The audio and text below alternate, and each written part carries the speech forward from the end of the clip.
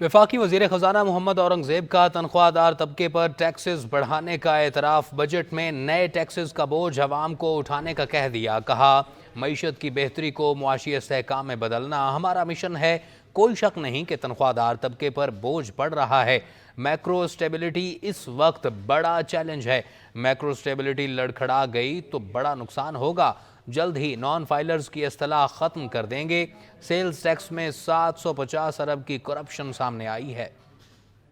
وفاقی حکومت معاشی بہتری کے لیے سخت فیصلے لینے کو تیار۔ آئی ایم ایف سے بھی جان چھڑوانے کا وعدہ۔ عوام کو بوجھ کا سامنا کرنا پڑے گا۔ وفاقی وزیر خزانہ محمد اورنگزیب نے اسلام آباد میں پریس کانفرنس کرتے ہوئے کہا کہ نئے ٹیکسوں کی وجہ سے لوگ دباؤ محسوس کر رہے ہیں۔ کوئی شک نہیں تنخواہ دار طبقے پر بوجھ بڑھ رہا ہے۔ معاشی صورتحال بہتر ہوتے ہی ہم تنخواہ دار طبقے کو سب سے پہلے ریلیف دیں گے۔ نئی پینشن اسکیم پر 1 جولائی سے اطلاق ہوگا۔ پیٹرولیم لیوی میں اضافے کا اطلاق فوری نہیں ہو رہا ہے۔ دوسری بات ہوئی جی پینشن کی، یہ بجٹ کا حصہ نہیں تھا لیکن ای سی سی میں یہ ڈیسیجن ہوا، and all of you know کہ کتنی انفنڈیڈ لائبلٹی ہے آن دا پینشن سائڈ۔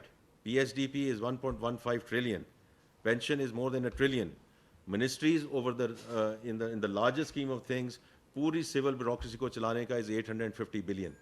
تو یہ وہ سارے بڑے ایریاز ہیں جن پہ انشاءاللہ ہم کام کر بھی رہے ہیں اور کریں گے بھی۔ وزیر خزانہ نے کہا کہ نان فائلر کی اختراع سمجھ سے بالاتر ہے۔ ہم نان فائلر کی اختراع ملک سے باہر نکالیں گے۔ بجٹ میں نان فائلر کو سزا دینے جا رہے ہیں۔ وزراء سیلری نہیں لے رہے، اپنے یوٹیلیٹی بل بھی خود ادا کر رہے ہیں۔ ریلیف اسی صورت آ سکتا ہے کہ محصولات آپ کے اخراجات سے کم ہوں۔ میں نے یہ پارلیمنٹ میں بھی کہا ہے کہ یہ نان فائلر کی اختراع مجھے سمجھ نہیں آتی ہے، اور آئی ایم ویری کلیئر کہ انشاءاللہ سونر دین لیٹر ہم یہ اختراع اس ملک سے باہر نکالیں گے۔